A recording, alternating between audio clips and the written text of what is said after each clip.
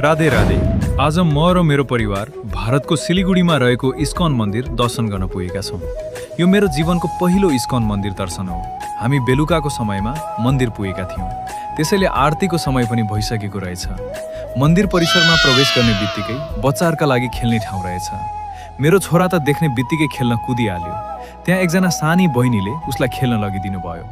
करिब 10 देखि 15 मिनट खेलेपछि हामी छोरालाई लिएर मन्दिरतिर लाग्यौँ।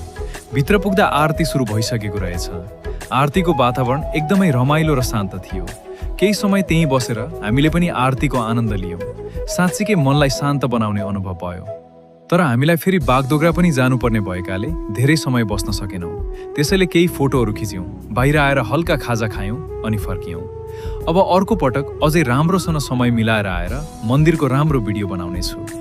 यस्तै कफी टिप्स, कफी आइडियाज र ट्राभल ब्लग्सका लागि मेरो तेज क्रिएसन्सलाई फलो गर्नुहोस्। युट्युबमा पनि सब्स्क्राइब गर्न सक्नुहुन्छ। राधे राधे।